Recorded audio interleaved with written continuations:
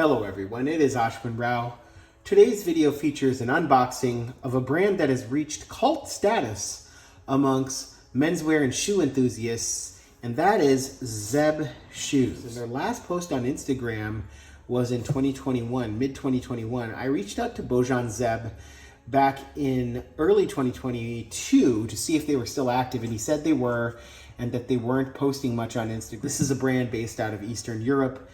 The Noble shoe has for quite some time carried their line as a made-to-measure shoe, although I don't see the Zeb made-to-measure easily accessible via the Noble shoe, though if you go digging on the internet, you'll find the website where you can still order through Costas Mandalaris and the Noble shoes. So Zeb Shoes, I was lucky in being able to secure a pair via the used market, and we're going to get into this particular pair, which actually I believe was released in 2019. And we're going to kind of go through this shoe. So I wanted to do a virtual unboxing, even though I've actually seen these shoes, I've handled the shoes, I actually cleaned the shoes up so that I could feature them in their full glory for this unboxing. Really nice wood box, as you can see here.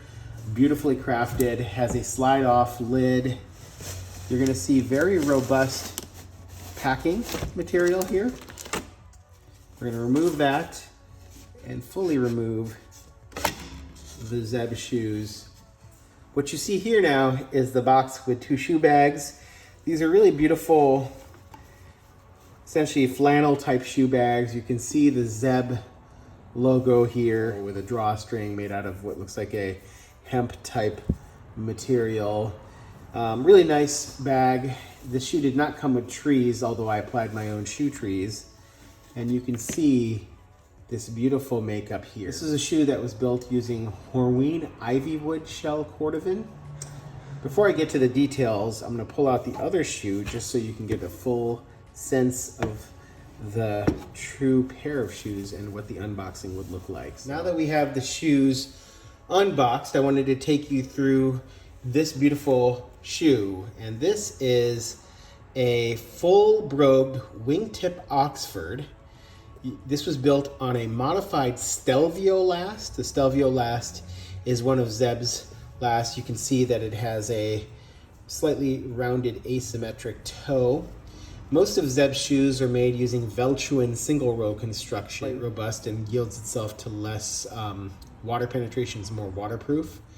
And you can see this beautiful Ivywood shell Cordovan. Now, I've never had a pair in Ivywood shell. The best way I can describe it is it's a mid-brown, and you might be able to see slight yellow and olive undertones to that mid-brown. I think it's really beautiful, and as I kind of pass the light through it, you'll see the shell takes on different lusters and different colors. You can see the extensive broguing and clean detail done along the edges of the various panels of the shoe. You can see a beautiful medallion that's featured on the tip of the shoe.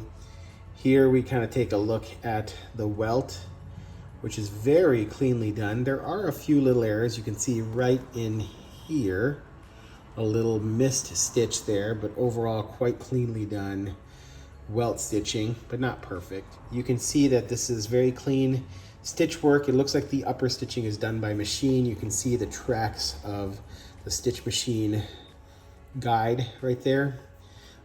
This has blind eyelets, but it does not have reinforced eyelets. You can see that there's basically something that I might have a cobbler fix and put some brass eyelets to protect the shell in that.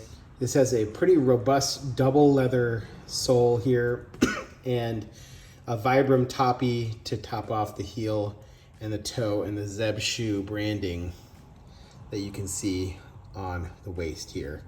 It's a squared off waist, and you can see the stitching exposed on the parts that do not have the Vibram padding. But really nice darker edge dressing, really well put together shoe. I wanted to show you a couple other products that I used. I used this Cocobolo wood burnishing stick from the Rocky Mountain Leather Supply Company. This is a beautiful burnishing stick. So if you're trying to get the rolls out of your shell Cordovan, as I did right here, as well as right here, you can use this part, this kind of tapered part here to help with that, or the end of this you can use. I reached out to David Levin, Shelf Edge on both Instagram and YouTube, and he suggested getting this given that the Brift H, a burnishing stick that he uses, is not widely available. The Wellington, both horsehair brush, which you can see right here. The biggest issue I have with this brush, you can kind of see, is that it sheds its fibers occasionally. And then I also use a Wellington pig bristle brush, which I find to be a little bit less likely to shed. But these are really nice for distributing Pure Polish products, including their cleaner and conditioner, as well as their neutral keen polish to the whole surface of the shoe to kind of rehydrate and condition the shoe along with the cleaner and conditioner.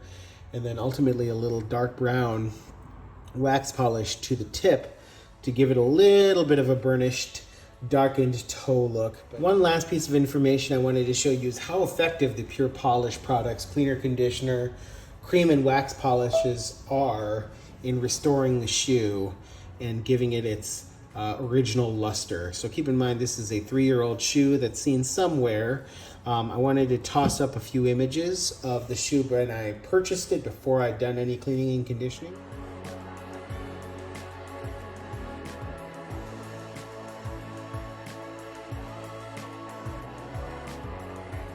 Obviously you can see what the shoes look like at this time. Just gives you an idea and appreciation for how good leather care and shell care products can go a long way in terms of restoring, refinishing, and giving splendor back to used shoes. And if Zeb is no longer making shoes, then I'm happy to have come across this particular pair because it's a beautiful leather, a beautiful makeup, and a size that happens to fit me really, really well. All right, take care all. Have a good one. I will catch you on the next video. Bye.